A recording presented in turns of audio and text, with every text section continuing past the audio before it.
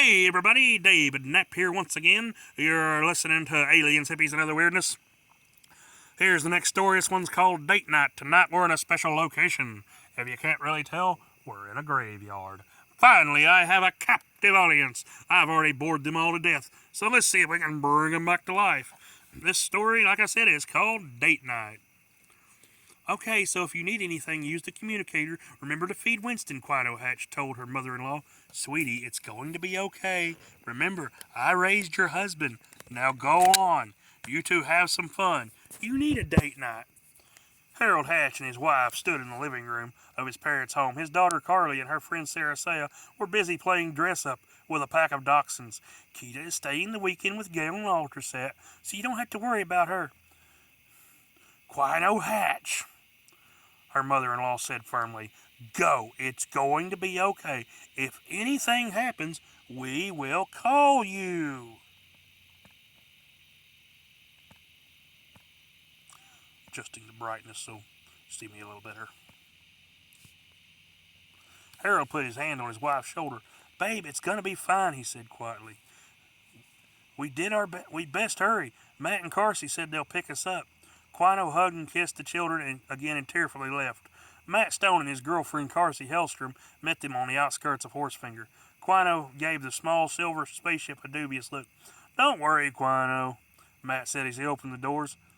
I arranged for extra security for the babies tonight. Now come on, this is Nightmare Grace's first show on Felsid. We have front row seats. There's even a local band opening. Harold looked at him surprised. Yeah, it's an Earth band called the Loaded Baked Potato Experience. Harold and Quino both exchanged looks. Please tell me there's no meth gnomes involved this time. Matt looked at him confused. Meth gnomes? Is that a new band? Or a gang? You know, I don't want to know, he said, waving a hand dismissively. Harold nodded in agreement. The flight into space was relatively smooth. Carsey and Quino talked about the children. Sarah Saya normally throws a fit if Matt leaves her with someone, but for some reason she loves spending time with your family. Quino smiled. That's because her and Carly are too busy playing to notice anyone else. More than once we've had to carry them to bed. They fall asleep playing. Harold snorted. Remember last weekend? Matt looked at him curious. Sarah Saya was his daughter, and he was protective to a fault. We come home from work, and Keita, Carly, and Sarah Saya are all three wrapped up in a sleeping bag. Along with them, they had all 9 of the dogs and baby Winston. We had a hell of a time getting them out of it into bed. Keita was furious and upset when she woke up and found the baby wasn't in her arms. She enjoys spoiling the younger kids, Quino told them proudly. Can we not get near the moon? Harold said anxiously. Matt looked at him and arched an eyebrow. Afraid of moon toads? Harold shook his head. Space sharks. I hate those things. Carsey snorted and began laughing. Harold, star sharks have been extinct for centuries. He shook his head. No, not around here. Claude and I encountered one a couple of years ago. Ever since then, I've been afraid of space. Quino squeezed his hand. Don't worry, baby. I'll protect you. The rest of the flight was uneventful. The moon Felsid was on the very fringe of the Andromeda Galaxy. A petulant young ruler had built a massive entertainment facility on the moon, hoping to impress a princess. Unfortunately for him, she was engaged. He had been angry, but soon got over it.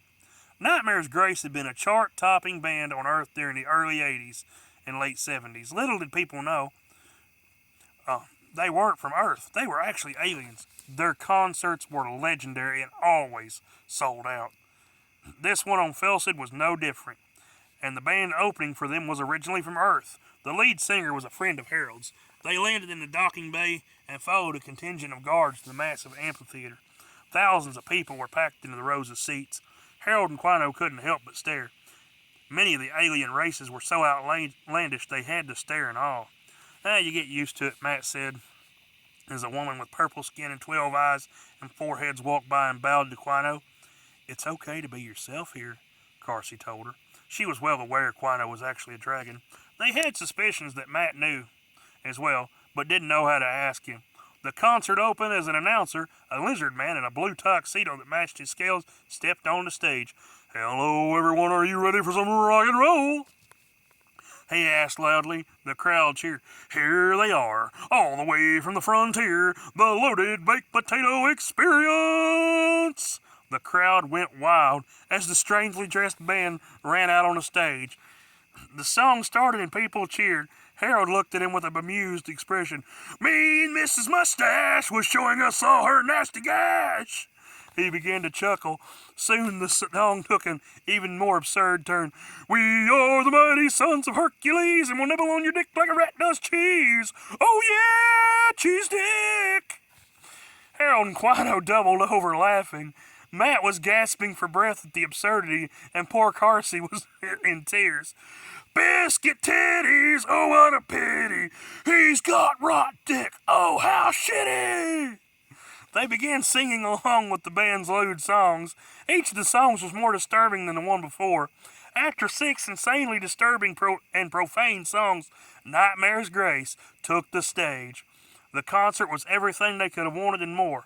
6.5 hours later, after the concert, the 4 of them were sitting on a deep space cruiser. That was awesome! Quino said as she perused the menu. The cruiser had anything a space traveler could need or want, including several restaurants. Damn right it was. I've always wanted to see them, Matt said as he grabbed a menu.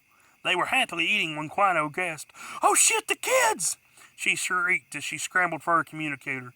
Matt choked on his food and grabbed for his as well. He had called in special security. As with any time his daughter was on Earth or he just wasn't at home in general, he had over 50 highly trained men outside the house at all times. Not even a mosquito got past him.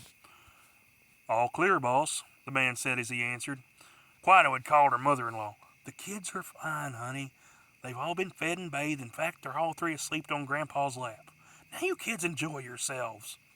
Quino breathed a sigh of relief. She had spent the last few months doing nothing but taking care of her children. All of her friends told her she needed a break. Quino, you are an excellent mother, but it's okay to take some time for yourself, her friend Daisy had told her. Matt was equally relieved. If he wasn't working, he was with his daughter. To say he was a devoted father was a massive understatement, as was to say he spoiled her. As he indulged her every whim. This is the first date we've went on in months, Carly confided to Harold as Matt made his calls. I get he loves her, and I do too, but I'd like some time just for the 2 of us.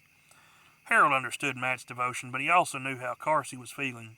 Him and Quino had similar arguments quite often. He pulled Matt aside and told him his thoughts. He agreed that maybe he should spend more time with her. After that night, both couples made it a point to have a regular date night, though they never stopped worrying about their children. And there it was, everybody. That was date night as another story from Aliens, Hippies, and Other Weirdness. Hope you like it. If you liked the video, hit the like button, subscribe to the channel. I've got more of them. I'll post a link to the book if you want to buy it or download it on Kindle. Y'all have a good night. I'm going to sit out here in this graveyard waiting for a ghost. Good one.